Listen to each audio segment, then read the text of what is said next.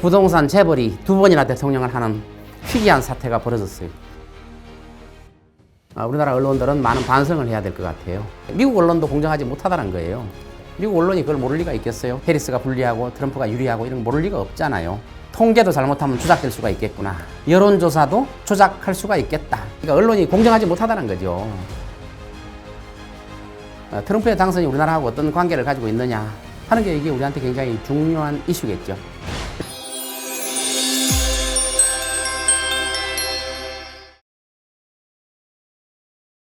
안녕하세요. 빅톡TV 구독자 여러분. 11월 5일 미국 대선이 끝나고 부동산 재벌이 두 번이나 대통령을 하는 희귀한 사태가 벌어졌어요.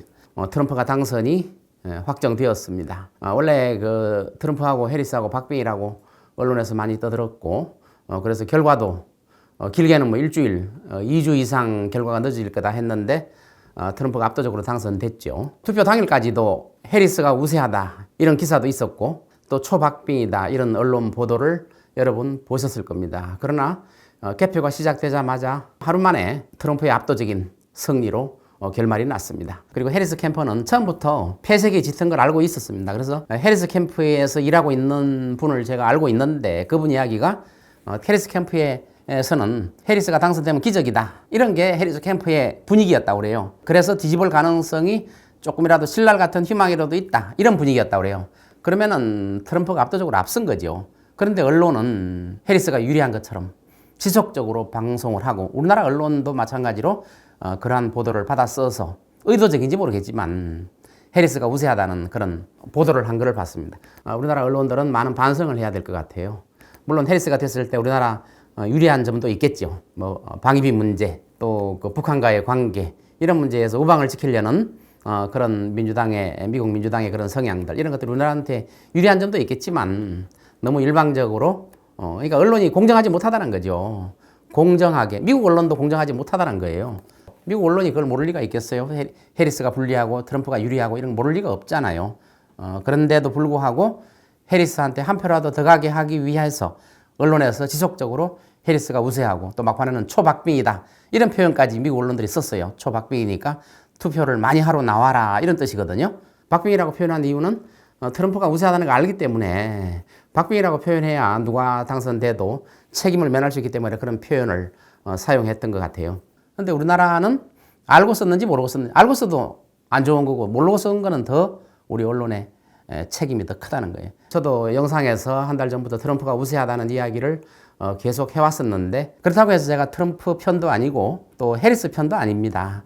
다만 미국의 일반 국민들이 고물가에 시달리고 바이든 정부 때 너무 경제가 엉망이 되었다고 생각하기 때문에 트럼프의 당선 가능성을 제가 확신을 했던 것 뿐이지, 트럼프가 되었던 해리스가 되었던 간에 미국 우선주의는 마찬가지이기 때문에 트럼프가 되었다고 해서 우리나라 꼭 불리하다, 유리하다 이렇게 말할 수가 없는 겁니다. 그래서 이런 언론 보도 기사를 보고 나서 통계도 잘못하면 조작될 수가 있겠구나, 여론조사도 조작할 수가 있겠다 이런 느낌이 드는 겁니다. 미국도 그러는데 우리나라도 여론조사나 통계가 조작 가능성도 있지 않겠느냐, 이게 이번 미국 대선의 결과를 보고 또 언론 보도, 언론 태도를 보니까 그런 것들이 가능할 수도 있겠다 하는 것을 보고 굉장히 우려를 저는 금할 수가 없었죠.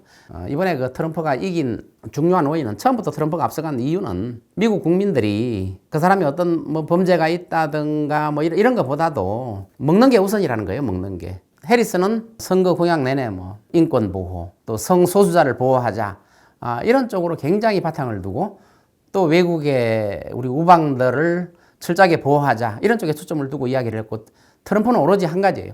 미국 우선주의, 미국만 잘 먹고 잘 살면 된다 이런 표현은 없지만 트럼프가 하는 말들 전부가 미국만 잘 먹고 잘 살면 되지 않겠느냐 이런 공약입니다. 그래서 만일에 제가 미국인이라면 트럼프를 찍어야 되겠다 하는 느낌이 들지 않겠어요? 뭐 다른 나라는 어떻게 되더라도, 뭐 우방은 어떻게 되더라도 미국만 잘 먹고 잘 살게 해주겠다는데, 또 취업률을 높여준다는데, 또 미국의 노숙자 문제가 심각하잖아요. 불법 체류자가 상당히 많이 늘어났잖아요. 이런 것들을 트럼프는 추방한다고 하니까, 또 노숙자 문제도 해결한다고 하니까 미국의 유권자들은 트럼프를 선택하게 된 거죠. 특히 트럼프가 하는 말 중에서 과거에는 히스패닉이 민주당 편이었어요. 거의 다 대다수가 민주당 편이었는데 이번에 트럼프가 연설하러 다니면서 정상적으로 거주하고 있는 히스패닉한테 일자리를 주겠다 해서 이번에 히스패닉도 상당한 트럼프한테 지지를 한 걸로 저는 알고 있어요. 심지어 그 유색인종들조차도 또 미국에 있는 우리 교포들이 과거에는 민주당 편에 굉장히 절대적이었어요. 근데 이번에 보니까 미국에 있는 우리 교포들도 트럼프가 되었으면 좋겠다 이런 생각을 가지고 있더라고요. 물론 다는 아니에요. 아직도 민주당 편이 훨씬 더 많지만 그래도 트럼프가 되면 미국 경제는 살 수 있겠다. 그만큼 미국 경제가 어렵다는 거고 미국에 장사하시는 분들이 너무나 고통을 받고 있고 고물가에 고통을 받고 있기 때문에 트럼프가 이걸 해결할 수 있지 않을까? 해결할지 안 할지는 모르는 거예요. 그러나 바이든 정부 때는 해결 못했기 때문에 트럼프는 이걸 해결할 수 있지 않을까 하는 이런 심리에서 아마 유색 인종도 상당 부분 트럼프를 지지했던 것 같습니다. 그래서 이번 결과가 박빙이 아니라 압도적인 지지로 개표를 하자마자 이기게 되는 그런 현상이 나타나게 되었던 겁니다. 그러면 트럼프가 당선되었으니까, 확정이 되었으니까 이제 내년 1월부터 임기가 시작될 텐데 트럼프의 당선이 우리나라하고 어떤 관계를 가지고 있느냐 하는 게 이게 우리한테 굉장히 중요한 이슈겠죠. 일단 트럼프 당선이 확정되자마자 우리나라 환율이 1,400원을 돌파했습니다. 1,400원 돌파했다가 우리나라 정부가 또 개입하니까 1,400 밑으로 왔다가 지금 1,400 안팎으로 왔다 갔다 하고 있죠. 일단 트럼프의 당선은 우리나라 환율이 상당히 상승할 것이다. 이렇게 본다는 거죠, 당선을. 그 이유는 트럼프는 보호무역주의를 우선으로 내세우고 트럼프 자체는 원래 저금리를 기조를 유지하려는 추세거든요. 그래서 기업을 살리고 경제를 살리고 이런 논조이기 때문에 트럼프 자체는 미국 우선주의 이게 해리스보다 굉장히 강했죠. 그래 미국 우선주의를 취하기 때문에 전 세계의 돈들을 빨아들이겠다 하는 것. 그러니까 저금리 기조를 유지하면서도 전 세계 돈들을 빨아들이겠다 이런 기조가 굉장히 강합니다. 그래서 이거는 또 어떤 우려를 가지고 있냐면 인플레이션이 심화될 가능성을 가지고 있다. 물가가 급등할 가능성을 가지고 있다. 이렇게 보고 있습니다. 그래서 우리나라는 미국이 물가가 급등하고 환율이 상승하면 우리나라는 상당한 피해를 보게 되겠죠. 지금 우리나라는 굉장한 리스크를 많이 안고 있죠. 북한이 러시아의 전쟁에 참전함으로써 그런 지정학적 리스크, 전쟁 리스크를 또 우리가 가지고 있죠. 그 다음에 또 뭐 중동 전쟁에 대한 이런 리스크. 이러한 리스크에다가 방위비를 얼마나 더 올릴 것이냐. 원래 뭐 방위비는 바이든 정부에서 이미 협상을 끝냈죠. 협상이 끝냈다고 하더라도 트럼프는 재협상을 요구할 가능성이 있고 또 상당 부분 올려주지 않을 수 없는 그런 사태가 올 수도 있다는 겁니다. 그러면 이번에 트럼프 당선 확정되면서 트럼프 당선을 기다렸던 나라가 뭐 정확하지는 않지만 김정은, 해리스보다 트럼프를 기다렸을 거예요. 그 다음에 러시아의 푸틴, 그 다음에 일본도 아마 트럼프가 당선되기를 바랐을 거예요. 이스라엘, 트럼프 당선되기를 원했죠. 이스라엘하고 상당한 친밀감을 가지고 있는 게 트럼프니까. 그러면 트럼프 당선이 안 되기를 바랐던 나라는 어딜까요? 대표적인 나라가 중국이죠. 또 우리나라도 그럴 거예요. 우리나라도 트럼프가 당선됐을 때 상당한 어려움이 따를 수 있다. 이렇게 보기 때문에 우리나라하고 중국은 트럼프의 당선이 되면은 어려워질 것이다. 아마 이런 예측을 했던 것 같습니다. 트럼프가 또 우크라이나 전쟁을 뭐 자기가 되면은 24시간 안에 끝내겠다. 이렇게 말을 했죠. 뭐 끝낼 수 있을지 없을지는 모르겠지만 미국은 끝낼 수도 있겠죠. 지원을 안 해주면 우크라이나가 전쟁을 어떻게 하겠어요. 그래서 끝낼 수도 있는데 우크라이나로서는 상당히 우려스러운 상황에 있다고 저는 보고 있고, 그리고 이제 우리나라가 좀 위기를 느끼는 거는 혹시 북한의 핵무기를 현재까지 개발된 거를 인정하고 또 제재를 풀어주고 이러지 않을까 우리는 굉장히 우려를 하고 있는 거죠. 그래서 이런 점은 우리나라도 상당히 리스크를 가지고 있고, 그다음에 방위비 문제도 지난번 대통령 할 때도 주한미군을 뭐 철수까지 하겠다 이런 발언까지 했는데 이번에도 마찬가지예요. 주한미군을 꼭 한국에 주둔할 필요가 있겠느냐, 방위비를 과다하게 부담하면서까지 주둔할 필요가 있겠느냐, 결국 돈 내놓으라는 소리죠. 뭐 13조인가 14조를 더 내놔야 된다 이렇게 이야기를 하고 있습니다. 우리나라 예산이라는 게 1조를 추구하는데 얼마나 어려움을 가지는지 우리는 알고 있을 거예요. 근데 10조가 넘는 돈을 요구하고, 물론 뭐 협상 과정에서 깎일 수도 있겠지만 그런 방위비 협상 문제도 가지고 있고, 또 가장 큰 리스크는 관세 문제예요. 트럼프는 10%에서 20% 그냥 보편적 관세를 물린다는 거예요. 누구나 다. 우리나라도 거기에 해당이 되죠. 10%에서 20%까지 관세를 물리겠다. 만일에 관세를 20% 물리면 수출로 먹고 사는 우리나라는 60조가 넘는 수출에 타격을 받게 된다고 그래요. 60조가 넘는 수출이 준다고 그래요. 그렇기 때문에 우리나라는 수출로 먹고 사는 나라이기 때문에 굉장히 타격을 받을 걸로 보고 있습니다. 지금 환율이 상승하는 이유도 우리나라 투자하고 있는 분들이 빠져나간다는 소식이죠. 돈이. 환율이 상승한다는 것은 돈이 외국으로 빠져나간다는 거예요.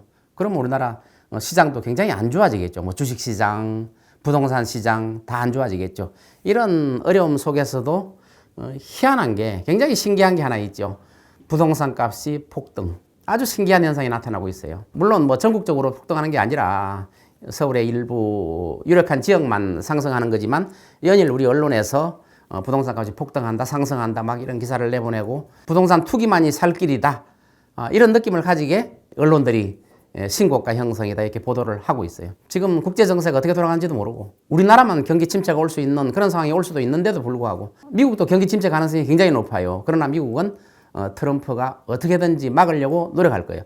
다른 나라를 희생해 가면서까지 막으려고 노력할 거예요. 그 희생타가 우리가 될 수도 있다는 거예요. 그렇기 때문에 우리나라 이제 뭐 부동산이 신고가다 이런 걸 띄우는 건 그만하고 우리나라도 부동산을 정리를 할 필요가 있어요. 오르는 것보다도 정상적으로 다시 떨어지게 놔두고 정부가 더 이상 개입하지 말고 만일에 그 부동산이 계속 오르게 놔두면 빚으로 사게 만드는 수밖에 없거든요. 그래서 가계부채가 굉장히 폭증하고 있는데 이렇게 폭증된 가계부채는 우리나라가 일시에 무너지게 하는 시한폭탄이 될 거예요. 그래서 이런 가계부채 문제를 더 이상 늘리지 말고 부동산 문제를 정부가 나서서 부동산 가격을 상승시킨다든가 떨어뜨리는 걸 막는다든가 이런 것들은 정부가 자제해야 될 걸로 보고 있습니다. 그리고 이번에 뭐 상원 하원 선거를 보니까 상원은 과반을 확보했고 공화당이 또 하원도 뭐 거의 다 확보가 다 된 거나 마찬가지죠. 그 다음에 대법관까지 공화당 인사들로 채워졌어요. 성향이 보수 성향으로. 그러니까 이제 트럼프는 강력한 힘을 가진 거예요. 사법부, 입법부, 행정부까지 이런 경우가 미국에서 전무후무에 없어요. 그런 경우가. 근데 트럼프는 이제 하고 싶은 걸 다 할 수 있는 거예요. 과거에는 트럼프가 대통령이 됐을 때 상원, 하원 이런 데서 발목을 많이 잡았거든요. 발목을 많이 잡았는데 이번에는 상원, 하원 또 대법관까지 법원까지 전부 트럼프 성향이기 때문에 트럼프는 세계에서 강력한 힘을 가지고 하고 싶은 대로 아마 할 수 있는 그런 사태가 벌어질 거예요. 미국 우선주의를 취하는 이런 상태에서는 앞으로 우리나라 부동산 시장이 상당히 어려워질 거다. 우리나라는 지금 뭐 건물을 가지고 있으면 조물주 위에 건물주라고 부르죠. 그러니까 조물주보다 건물주가 더 낫다는 거예요. 또박또박 임대료 받는 건물주가 조물주보다 낫다는 거예요. 근데 앞으로 지금과 같은 가계부채가 많은 상태에서 더군다나 미국의 트럼프가 당선된 상태에서 조물주 위에 건물주가 아니라 건물주 위에 아마 포도주가 될 거예요. 그러니까 건물주가 술을 마실 수밖에 없는 화가 나서 임대료도 안 들어오고 이미 강남에 뭐 가로수길 같은데 보면은 공실이 40%가 넘잖아요.